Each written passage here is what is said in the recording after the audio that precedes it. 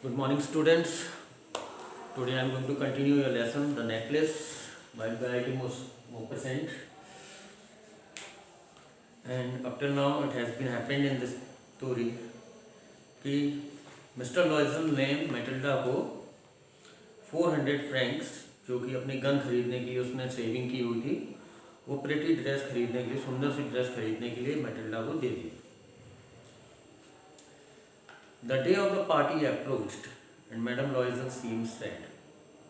Disturbed, anxious, nevertheless, her dress was nearly ready. Her husband said to her one evening, "What is the matter with you? You have acted strangely for 2-3 days." यह आपको last lecture में बता दिया गया था कि madam लॉयजल अभी भी दुखी दिखाई दे रही हैं. तो मिस्टर लॉयजल उनसे पूछते हैं कि 2-3 दिन से तुम बड़े अजीब से बिहेव कर रही हो, ऐसा क्यों? और वो रिप्लाई देती हैं कि मेरे पास कोई भी ज्वेलरी पहनने के लिए नहीं है, और I shall have such a poverty stricken look, और मैं गरीब दिखने वाली लड़की लग रही हूँ, महिला लग रही हूँ. I would prefer not to go to this party, और मुझे ये लग रहा है कि ये पार्टी में मुझे नहीं जाना चाहिए. तो उसके हस्बैंड रिप्लाई देते हैं कि तुम कोई नेचुरल फ्लावर्स पहन लो, और इस सीज़न में ये बहुत अच्छे भी लगेंगे तुम्हारे ऊपर. She was not convinced. No, she replied, there is nothing more humiliating than to have a shabby air in the midst of rich women. अब उसको ये अच्छा नहीं लगा, वो खुश नहीं हुई कि मैं नेचुरल फ्लावर्स पहन के जाऊँ. और उसने जवाब दिया कि ये तो मेरे लिए बहुत ज़्यादा ख़राब होगा. इतनी अमीर महिलाएं वहाँ पर आएंगी, उनके बीच में मेरे लिए तो शर्मनाक होगा, अपमानजनक होगा. अपमानजनक वाली बात है ये, मैं बुरी दिखूंगी. Then her husband cried out, "How stupid we are! Go and find your friend Madame Forestier." तब उसके हस्बैंड चिल्लाते हुए कहते हैं, तभी अचानक से बोल पड़े कि हम कितने बेवकूफ़ हैं, तुम्हारी एक फ्रेंड है मैडम फॉरेस्टियर, और उनसे उधार ले लो ज्वेलरी. अब उसको बड़ी खुशी हुई मैडम लॉयजल को. It is true, she said, I had not thought of that. ये बात सच है, मेरे मन में तो इसका विचार ही नहीं आया. The day next she took herself to her friend's house and related her story of distress. Madam Forestier went to her closet. दूसरे दिन वो अपने फ्रेंड के घर गई और उसने अपने दुख भरी कहानी मैडम फॉरेस्टियर को सुनाई. मैडम फॉरेस्टियर अपने क्लोजेट अलमारी में गई, अलमारी से ज्वेलरी का केस ले आई और उसके खोल के कहा कि इसमें से कोई भी ज्वेलरी चूज कर लो. पहले तो उसने ब्रेसलेट देखे, फिर पर्ल्स की एक कॉलर देखी, फिर एक वेनेशियन क्रॉस ऑफ गोल्ड देखा. अलग अलग चीज़ों को वो निहारने लगी कि क्या मेरे ऊपर अच्छा लगेगा. She tried the jewels before the glass, hesitated but could neither decide to take them nor leave them. अब उनको पहनने के बाद वो ये डिसाइड नहीं कर पा रही थी कि मैं क्या लूँ क्या नहीं लूँ. ना तो वो छोड़ पा रही थी उन्हें, ना ले पा रही थी. तो फिर उसने मैटिल्डा ने पूछा, क्या तुम्हारे पास और नहीं है क्या? Why yes, look for yourself, I do not know what will please you. Madam Forestier जवाब देती हैं कि पता नहीं तुम्हें क्या अच्छा लगेगा, तुम अपने आप देख लो जो तुम्हें अच्छा लगे. Suddenly she discovered in a black satin box a superb necklace of diamonds. तभी अचानक ही एक बॉक्स में उसको डायमंड का नेकलेस दिखाई दिया. Her hands trembled as she took it out. उसको निकालने में उसके हाथ कांपने लगे. She placed it about her throat against her dress and was ecstatic.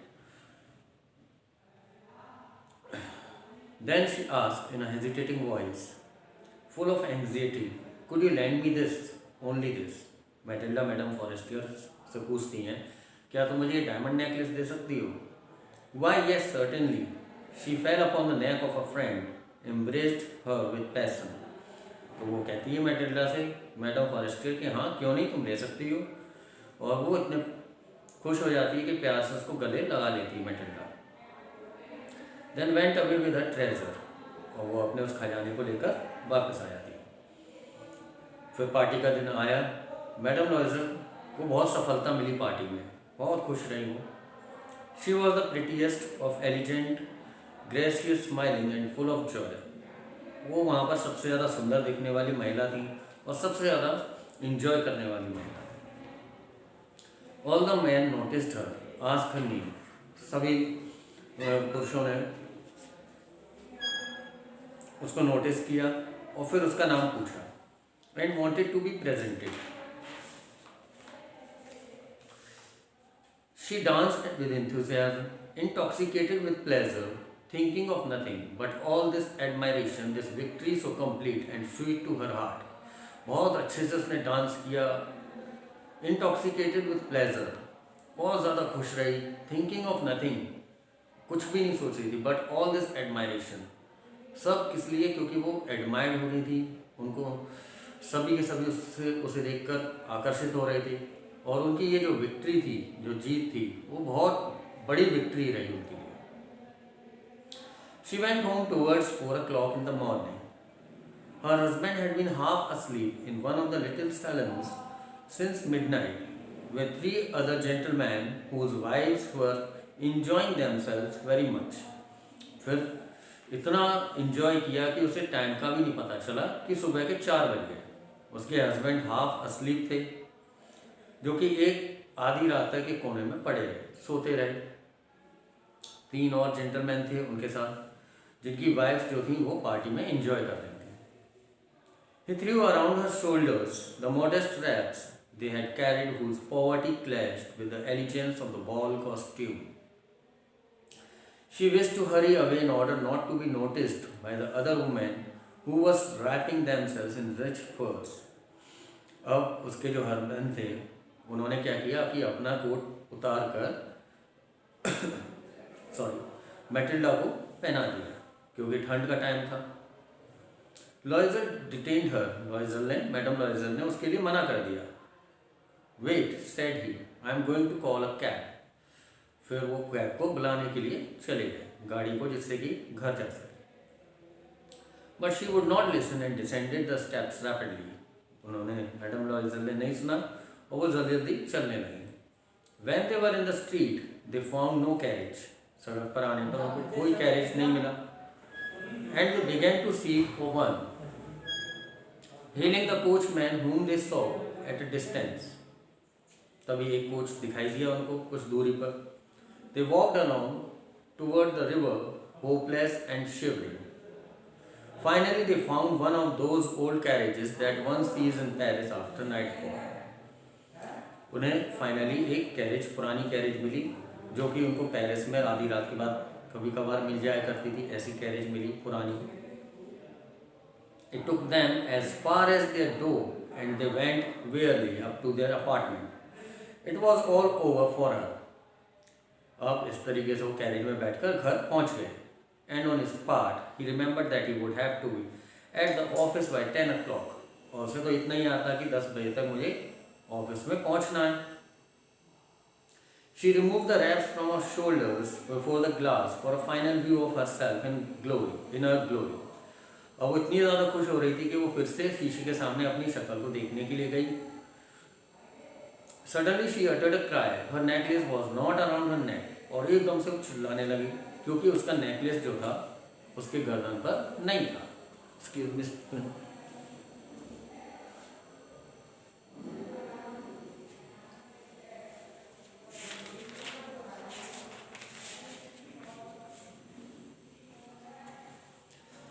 Loisel already have undressed, asked, "What is the matter?"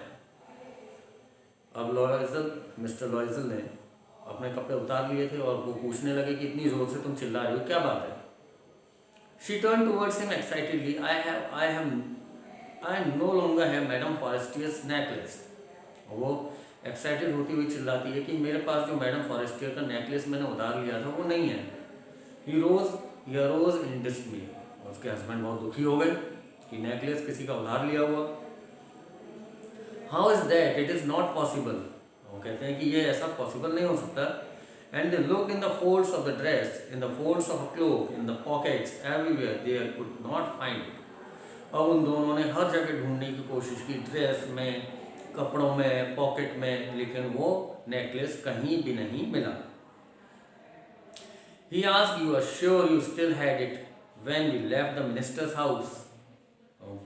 यहाँ पर पूछते हैं मिस्टर लॉयजल कि जब हम मिनिस्टर का घर छोड़ के आ रहे थे तो तुम्हें पक्का यकीन है कि वो तुम्हारे पास था? Yes, I felt it as we came out. कि हाँ, मैंने महसूस किया था जब हम वापस बाहर आए थे. But if you had lost it in the street, we should have heard it fall. कि अगर वो सड़क पर गिरता तो हमें आवाज़ आती और सुनाई देती. It must be in the cab. कहीं ऐसा तो नहीं वो कैब में गिर गया हो. तो यहाँ पर मैडम लॉयजल कहती है शायद ये पॉसिबल हो. क्या तुम्हें उस कैब का नंबर याद है? कि नहीं, वो मुझे नंबर उसका याद नहीं है. They looked at each other, utterly cast down. Finally, Loisel dressed himself again. और मैडम मिस्टर लॉयजल ने फिर से कपड़े पहने और उसको ढूंढने के लिए वो निकल पड़े. I am going, he said, over the track where we went on foot to see if I can find it. अब वो इधर उधर उसको तलाश करने के लिए गए, पैदल ही पैदल. And we went. She remained in her evening gown, not having the force to go to bed.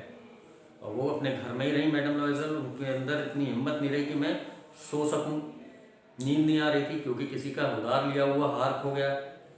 Towards 7 o'clock, her husband returned. He had found nothing. अब लगभग 7 o'clock तक उसके हस्बैंड वापस आए. उनको कुछ भी नहीं मिला.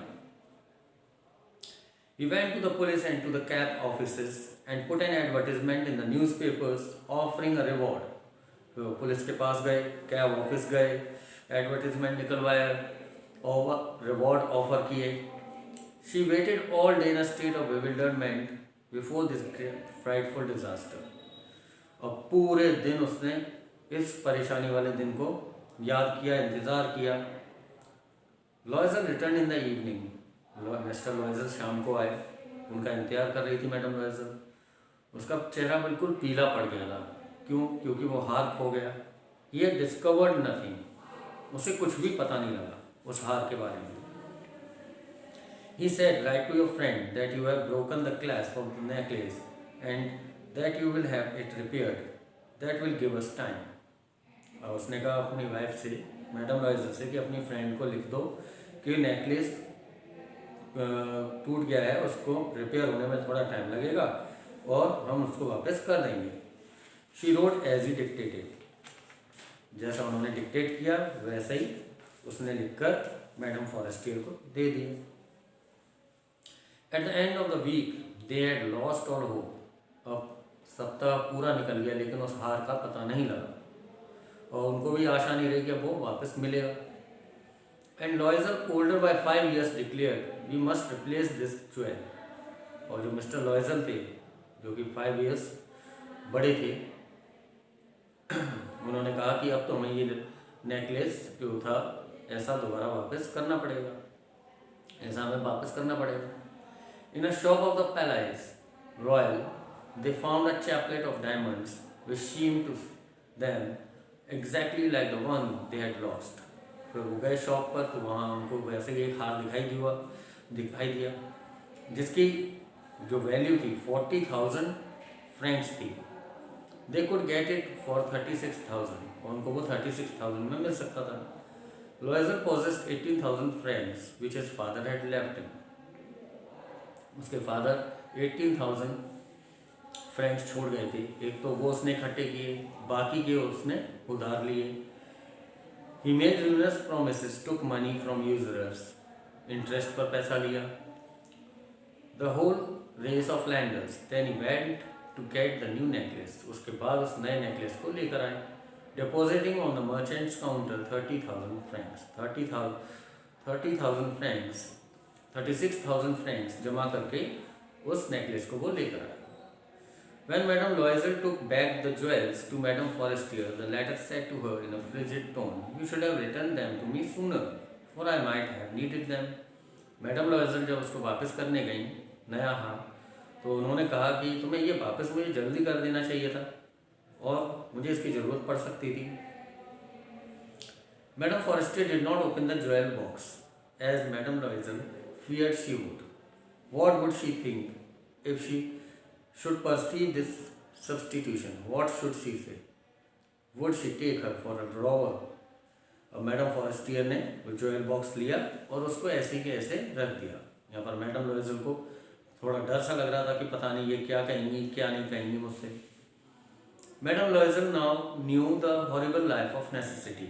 अब मैडम लॉयजल की लाइफ जो है वो ज़्यादा ही हॉरिबल हो गई। She did her part however completely heroically, लेकिन फिर भी उसने अपना रोल अच्छे से प्ले किया। It was necessary to pay this frightful debt, she would pay it. They send away the maid, they change their lodgings, they rented some rooms in an attic. अब उस फ्राइटफुल डेप्ट को, कर्ज को चुकाने के लिए उनको बहुत ज़्यादा दोनों को हार्डवर्क करना पड़ा। उनको अपनी मेड हटानी पड़ी, लॉजिंग चेंज करनी पड़ी और रेंट पर रहना पड़ा। So students, you can see how the madam लॉयजल has taken the necklace from Madame Forestier, and after losing it, Madame Loisel as well as her husband has to return the necklace after borrowing money from the money lenders. तो इस तरह से जब कभी इंसान अपने उसमें आ जाता है कि हमें तो अपने एक झूठा दिखावा दिखाना है, तो हमारे लिए काफ़ी नुकसानदायक होता है, जैसा कि मैडम लॉयजल और उसके हस्बैंड के साथ हुआ। This lecture has been completed till here. In the next lecture, I will explain you what has happened next, whether they are able to pay the debt or not, what kind of hard work they will have to do. Till then, thank you and goodbye.